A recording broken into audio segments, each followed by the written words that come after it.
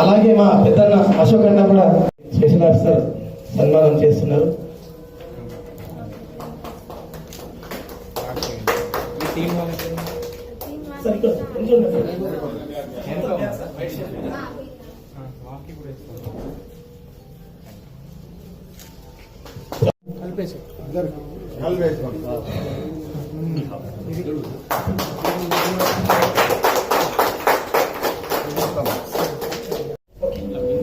అశోక్ ఉన్నావా?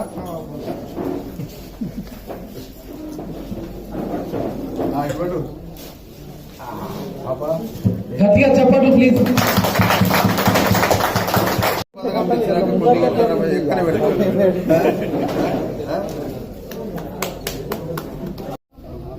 అలాగే పుల్కబాబురావు నుంచి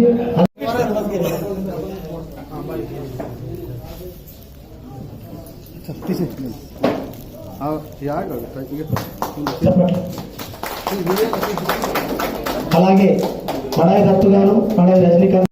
వేదికపై ఉన్నటువంటి పెద్దలకు, అలాగే పిఎస్ఆర్జే రిస్క్ టీం వాళ్ళకి, అలాగే వచ్చేసినటువంటి పెద్దలకు కూడా పేరు పేరున ధన్యవాదాలు తెలియజేస్తున్నాను. నేను చిన్నతనం నుండే నాకు కొండలు ఎక్కడం గాని దిగడం గాని నాకు చాలా ఇష్టం. ఒకప్పుడు మా పల్లెటూర్లలో అసలు మేము ఒక కొండ పైన చిన్న గుడిసె ఉండేది. అయితే అక్కడి నుంచి రోజు బడికి వెళ్ళాలంటే దాదాపుగా 28 కిలోమీటర్స్ దూరం కొండపై నుండి. అయితే అక్కడి నుంచి రోజుకి 1వ తరగతి నుండి 5వ తరగతి వరకు మా గ్రామంలోనే పూర్తి చేశాను. దాని తర్వాత 6th క్లాస్ నుండి 10th వరకు ఆశ్రమ్ హై స్కూల్ ఆశ్రాబాద్ లో పూర్తి చేసుకోవడం జరిగింది. అక్కడ కూడా నేను కబడ్డీ గాని, వాలీబాల్, రన్నింగ్ ఇవన్నీ కూడా బాగా చేసేదాన్ని. నాకు చిన్నప్పటి నుండే ఆటలు అంటే నాకు చాలా ఇష్టం. అయితే మళ్ళీ ఇంటర్మీడియట్ వచ్చేసి నేను కెరమేరి మండలంలో పూర్తి చేశాను. అయితే మా నాన్న చనిపోవడంతో నాకు ఆర్థిక ఇబ్బందులు గాని అన్ని ఇబ్బందులు అవ్వడంతో నేను ఇంటర్మీడియట్ పూర్తి చేసిన తర్వాత నేను చదువుకోవడం అనేది మానేశాను. అయితే అదైన తర్వాత అసలు మా కుటుంబం పరిస్థితుల వలన అసలు ఏం చేయాలో తెలియని పరిస్థితుల్లో నేను కొన్ని జనరల్ సోషల్ వర్క్ అనేది నేను పిఓ దగ్గర అడిగితే ఆయన కొన్ని మా పీవీటీసీలకు సంబంధించిన వర్క్ ఇచ్చారు. అయితే దాంట్లో 4500 వరకు నాకు ఇస్తారు సార్ వాళ్ళు. అయితే దాంట్లోకి వెళ్ళే నేను మెయింటైన్ చేసుకుంటా, ఆ వర్క్ చేసుకుంటానే నేను ఇవన్నీ సాహస క్రీడలకు సంబంధించి ఇవన్నీ కూడా చేసుకోవడం అనేది జరుగుతుంది. అలాగే 2014లో మొట్టమొదటిసారి మన ఆదిలాబాద్ జిల్లాలో అడ్వెంచర్ వాళ్ళు హైదరాబాద్ నుండి వచ్చారు. అయితే వాళ్ళు వచ్చేసరికి స్టేట్మెంట్ ఇచ్చారు, పేపర్ స్టేట్మెంట్. అది చూసానన్నమాట. చూసిన తర్వాత ఈ కబడ్డీ, వాలీబాల్ ఆడేదానికంటే ఈ సాహస క్రీడలు అంటే ఏదో డిఫరెంట్ గా ఉన్నట్టున్నాయి, కొంచెం ఇది కూడా ప్రయత్నిస్తే బాగుంటది అనేసి నాది నిర్ణయం తీసుకున్నాను. అలా తీసుకున్న తర్వాత మా కుటుంబ సభ్యులకు చెప్పేసరికి అవన్నీ ఆటలు బాగా ఆడుతున్నావు, మరి ఏమన్నా వెళ్ళేటప్పుడు ఇబ్బంది అవుతుంది, నువ్వు ఆడపిల్లవి కదా అనేసి మా కుటుంబస్తులు చాలా బాధపడ్డారు. పడేసరికి వాళ్ళే మళ్ళీ నాకు ధైర్యాన్ని ఇచ్చారు. ఒక ఆడపిల్ల కాకుండా ఆడమగ తేడా ఏముంటది, అందరూ విజయాలు సాధించుకోవాలనుకుంటే అన్ని చేసుకోవాలనేసి ధైర్యం ఇచ్చారు. అప్పుడు నేను దానికి అప్లై చేశాను వెళ్ళి. అది ఆదిలాబాద్ నెహ్రూ యువజన కేంద్రం ఆధ్వర్యంతోనే జరిగింది అక్కడ. అయితే దాంట్లో ప్యారాషూట్, ఇది ఇచ్చోడ మండల్ గాయత్రి గుండంలో కొండలు ఎక్కడం దిగడం, కళ్ళకు గంతలు కట్టి ఎక్కడం దిగడం, అలాగే ఓన్లీ ఇది తాడు సహకారంతోనే పాకుతూ ఎక్కడం, అలాంటి వాటిలో మొదటి స్థానాన్ని సాధించాను ఆదిలాబాద్ జిల్లాలో. అది మళ్ళీ 2016లో నిజామాబాద్ జిల్లా, అక్కడ రాష్ట్ర స్థాయిగా పోటీలు పెట్టారు మళ్ళీ సాహస క్రీడలు. మళ్ళీ ఇక్కడ ఆదిలాబాద్ జిల్లాలో ఏదైతే జరిగిందో అక్కడ కూడా అవే యాక్టివిటీస్. అయితే అక్కడ ఐదు జిల్లాల వాళ్ళు పాల్గొన్నారు, బాయ్స్ అండ్ గర్ల్స్. అయితే వాళ్ళలో కూడా అక్కడ కూడా మొదటి స్థానాన్ని సాధించాను. అది అయిపోయిన తర్వాత 2019లో first world cup water playing Katika జలపాతం అరకులోయ విశాఖపట్నంలో జరిగింది. అక్కడ దాదాపుగా 18 దేశాల వాళ్ళు వచ్చారు. అయితే వచ్చేసరికి దాంట్లో నేను 2వ స్థానం వెండి పథకం సాధించాను.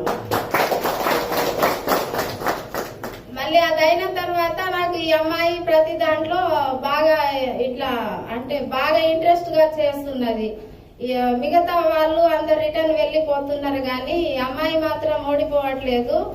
ఒకసారి ప్రయత్నిద్దాం, ఒకవేళ తన ఫిట్నెస్ కనుక కరెక్ట్ ఉంటే తనని మౌంటైన్ కి తీసుకెళ్లాలని నాకు ఒక 25 కేజీల బరువు ఇచ్చి 2 కొండలు ఎక్కిచ్చారు అడ్వెంచర్ క్లబ్ వాళ్ళు. అయితే 2 కొండలు ఎక్కిస్తే 25 కేజీల బరువుని నేను 2 కొండలు ఎక్కి దాన్ని పూర్తి చేసి ఇంకా వెళ్తూనే ఉన్నా. నాకు అందిన విషయం నాకే తెలియట్లేదు. అయితే అది అయిపోయిన తర్వాత మళ్ళీ నాకు మౌంటైన్ భగీరథకి సెలెక్ట్ చేశారు, మౌంటైన్ భగీరథి టు హిమాలయ పర్వతారోహణ. అయితే దానికి కూడా వెళ్ళడం ఫీజు ఎక్కువ కావడంతో నేను ITDA గారిని నేను సహకారం అడిగాను. సార్ నాకు ఫీజు ఇంతవరకు అవుతుంది, మీరు సహాయం చేయగలిగితే బాగుంటది అనేసరికి సార్ వాళ్ళు ఏం మాట్లాడలేదు. సరే అమ్మా నువ్వు వెళ్ళిరా అనేసి 3,85,000 వరకు ఫీజు కట్టారు. నాకు ఫీజు కట్టడంతో ఉత్తరాఖండ్ నుండి 80 కిలోమీటర్ల వరకు ఓన్లీ ట్రెక్కింగ్ ఉంటది, మంచుకొండలు దాటాలి. అయితే మంచుకొండలు దాటేసరికి చాలా ప్రమాదాలు ఎదురవుతాయి. ఎక్కడి నుంచి ఏమొచ్చి పడుతుందో ఎవరికి తెలియదు, చాలా భయంకరంగా ఉంటది. మన భారతదేశంలోనే మొత్తం 16,000 ఎవరెస్ట్ శిఖరాలు ఉంటాయి, వాటికంటూ కొన్ని పేర్లు ఉంటాయి. అయితే అతి ఘోరమైన అతి డేంజర్ అయిన పర్వతం అంటే మౌంటైన్ భగీరథి 2.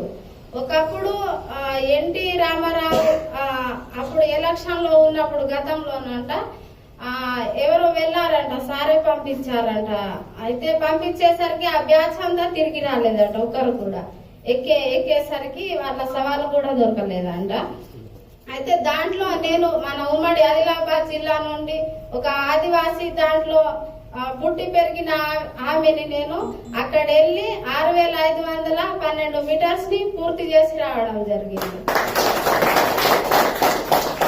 అది అయిపోయిన తర్వాత మళ్ళీ second world cup water playing లో మన ఉమ్మడి ఆదిలాబాద్ జిల్లా నుండి మొత్తం 18 మంది టీం ని నేను వాళ్ళకి ట్రైనింగ్ ఇచ్చి వాళ్ళని తీసుకెళ్లడం జరిగింది. తీసుకెళ్తే అసలైన చాలా హార్డ్ అన్నట్టు ఈసారి వెళ్ళింది.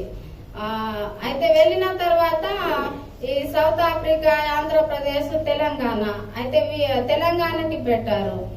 దీంట్లో పెట్టిన తర్వాత బంగారు పథకం అనేది సాధించాను. కళ్ళకు గంటలు కట్టుకుని దిగడం, దాంట్లో తీవ్రమైన చలి ఉంటది.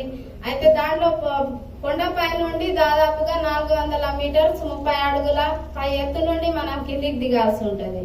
అయితే దాంట్లో బంగారు పథకం సాధించుకోవడం జరిగింది. రివర్ క్రాసింగ్ అంటే కాళ్ళు పైకి చేసి తలకాయ కిందికి చేసుకొని దిగే దాంట్లో ఇది వెండి పథకం సాధించాను. అలాగే 30 కిలోమీటర్లు. మళ్ళీ స్టేట్ అంటే అప్పటికి కొంచెం చాలా స్పీడ్ వెళ్ళడంతో కొంచెం బలం అంతే తగ్గేసరికి లాస్ట్ గా వచ్చేసి 2 కాంస్య పథకాలు సాధించాను, అంటే డిఫరెంట్ దాంట్లో. అయితే మొత్తానికి అయితే మన తెలంగాణ స్టేట్ కే మన ఇది వరల్డ్ కప్ వాటర్ ప్లేయింగ్ లో మొత్తం సక్సెస్ఫుల్ చేసేసి మొత్తం మెడల్స్ అన్ని కొట్టేసి రావడం జరిగింది. అలాగే నార్మల్ వాటర్ ప్లేయింగ్ లోనేమో ఈ టీం మెంబర్స్ అందరు కూడా నార్మల్ అంటే మామూలు అన్నట్టు మామూలు చేసే దాంట్లో ఉట్నూరు మండలానికి చెందిన ఆత్రం భీమరావు కొలంగూడ అతను సెకండ్ వచ్చేసి వెండి పథకం సాధించారు. దాదాపుగా మిగతా వాళ్ళందరేమో కాంస్య పథకాలు సర్టిఫికెట్లు. అందరూ ఎంతమంది అయితే వెళ్ళినామో అంతమంది ఓడిపోకుండా ప్రతి ఒక్క ఈవెంట్ లో కూడా పాల్గొని అందరూ విజయవంతం చేసుకుని రావడంతో నాకు చాలా సంతోషంగా ఉంది. అలాగే ఇంకొకటి ఏంటంటే ఇక్కడ వచ్చినటువంటి టీం మెంబర్స్ అందరూ కూడా చాలా పేద కుటుంబాలకు చెందిన వాళ్ళే. ఇలాంటి వాళ్లకు సాహస క్రీడల్లో ఇంకా మాకు ఫండ్స్ గాని లేకపోతే మాకు గవర్నమెంట్ ప్రభుత్వ పరంగా మాకు సహాయ సహకారాలు అందిస్తే గనుక ఇంకా ఈ 10 మందినే కాకుండా ఇంకా కొన్ని వందల మందిని తయారు చేసుకోవాలనే ఇంట్రెస్ట్ కూడా ఉంది. అలా కొన్ని విదేశాలలో కూడా పోటీ పడి నేషనల్ స్థాయిలో కూడా ఇంకా ముందుకెళ్లాలనేది కోరుకుంటున్నాను.